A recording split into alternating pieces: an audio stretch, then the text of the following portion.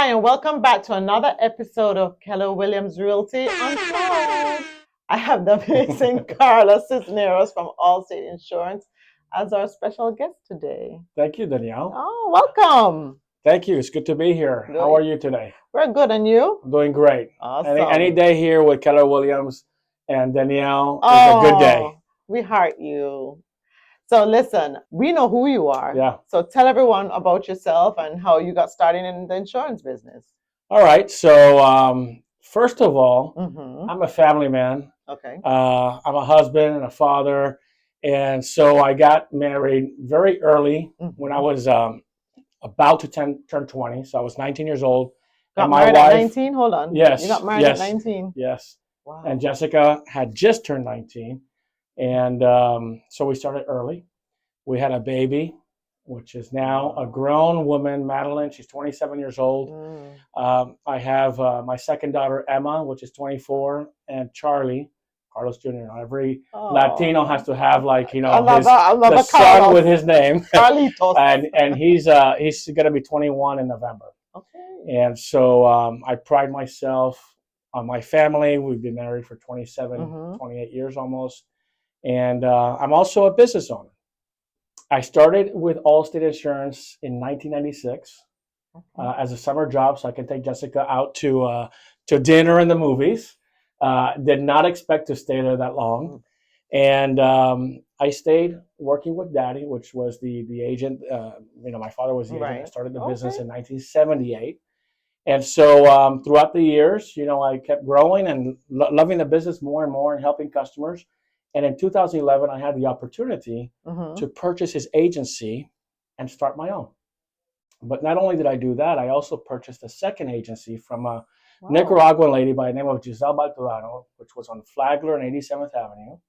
And so I ran both agencies for a short time, and then I merged them, to make sure we had the best efficiencies and best use of money. I didn't want to pay rents for 2 locations and all that. And so I merged them in 2012. And here I am today. Wow. So I'm glad you said that, because now I'm thinking you not only do home insurance, then if you merge it, you do more than that. We do a lot share with us, what other insurance can you help us with? So besides homeowners insurance, we do auto insurance, we do life insurance, we do retirement planning, we do boats, jet skis, golf carts, we do investment properties. We do commercial, workers' compensation, commercial auto, business insurance. So we do everything except for health insurance. So pretty much a one-stop shop if you have a business. Absolutely. Absolutely. Interesting. See, we learn something new every day when we have these conversations. Yes. So since you're now so well-rounded in the insurance industry, what trends are you currently seeing in your industry that real estate agents like us need to be aware of? Well, I'm going to keep it specific to homeowners insurance, because that's what we mainly talk about here at the Keller Williams office, and that's what the services that I provide. So interestingly enough, in December of 2022, we saw some legislative changes take hold in Florida. And those were changes that are starting to favor us in a very big way. And so we're coming off what I would refer to as a hard market for homeowners insurance, where availability was very difficult, pricing was very high, and there wasn't a lot of insurance companies willing to write homeowners insurance, right?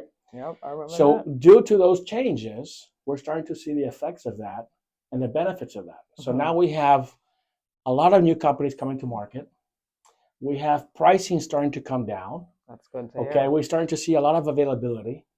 And so things are looking up. So I think for consumers, for realtors, for new home buyers, it's a great time regarding homeowners insurance, because we're starting to see the market soften and open up, and things are on the upswing. I like that. With that we are now seeing a change in insurance, because even a year back was a little bit of challenge getting insurance for. That's right. So definitely it's a good thing that you shared that with us. As your business grows, Carlos, what's becoming more challenging for you? Danielle, that's a great question. So just to take you back a little bit, when it was Dad and I in the office prior to 2011, it was 4 of us. Okay. It was Dad, myself, and 2 employees. Today I have 16 employees. 16 in my office, yes. And what's getting more difficult as we continue to grow, thankfully, is how to manage my time. Okay. Now, one of the things that I learned in Keller Williams, being a vendor for 15 years, is that if it's not on the calendar, it doesn't exist. Right? Yeah. And so, thankfully, it's a problem that I'm happy to have. But being able to manage my time efficiently and effectively is something that I didn't have to worry about before many years back. And so now I'm all based on my calendar. I'm scheduling everything.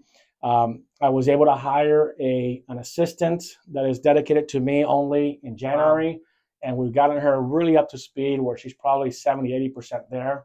So I'm able to delegate a lot of things to her and free up the time for me for the things that I love to do. And it's come visit you guys at the office, talk to certain customers, explain coverages, and help people out in how we can make deals happen that are challenging. Yeah. So, and as you said, if it's not on your calendar, it doesn't exist. And I do see you because sometimes I see you posting. You do a lot of networking events as well. Yes. So that is, yes, you're we got to make sure that we're still doing the activities that help me get where I'm at. Yes. And if I were to stop doing that, I don't think it would be productive for business. So I got to make sure that I make time for all of that. Yeah. And one thing as a team lead, I want to appreciate you that you always do is whenever we have an event or when we have everything and we ask, we invite you or you always say yes. You never hesitate to come and help us. So I want to say kudos to you, kudos to your team. I don't know any other word, but yes. I love that. I love that you always show up when we need you the most. I appreciate that. So tell me, Carlos, what is your best, greatest business lesson that you've learned in your many years in this? So I'm going to take you back to 2011. Okay. And where was I 2011? Okay. When I mentioned that I purchased my father's agency and Giselle's agency and I merged them, I really had been sheltered up to that point, working under Dad. Right. And so he had all the experience that he had since 1978. And now I was on my own. And I took out a $1.6 million loan to buy these two agencies. And I was calling the shots. What I didn't anticipate is that Allstate would make some changes to the business that would affect me drastically. I started on March 1st, 2011, and on March 14th, they made these changes. And it impacted my business. 13 days in. What a welcome, right? Right. And it's no fault of anybody. It's just the way the market, evolved. And I didn't know what was going on. Okay. And so in those 9 months following, I lost 20% of my business, pretty much overnight, basically. Yeah. And there was significant financial hardship that I was starting to see and go through. And so when I merged the two agencies, I had those employees, I had to let people go, slim down, tighten the belt. But that was the greatest thing that happened to me, believe it or not, is going through that hard and difficult time because it made me pivot. And it made me realize that there's nobody out there watching for me, watching my back. Right. I had to make sure that I was on the trends. I was trying to forecast in the future what was going on. And I needed to make things work. I couldn't close shop. I mean, I was indebted. I had responsibility to my employees, to my company, to my family.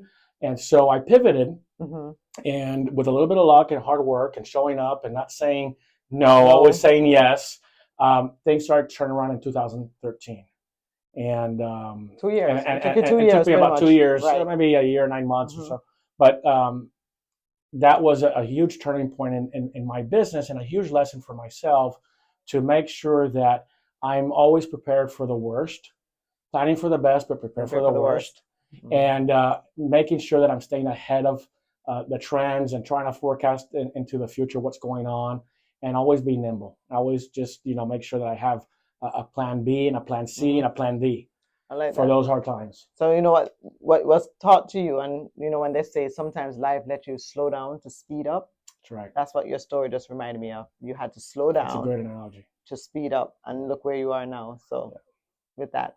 So Carlos, I know who you are. Our agents know you are. With other agents that's out there, because I'm sure you have a big, broad, spectrum of agents out there that you're not just in Keller Williams. What would be the best way an agent can build a rapport with you and business with you? What would you advise your agents? So you're right. I work with hundreds of realtors that we've worked with for the last 15 years as a vendor for Keller Williams.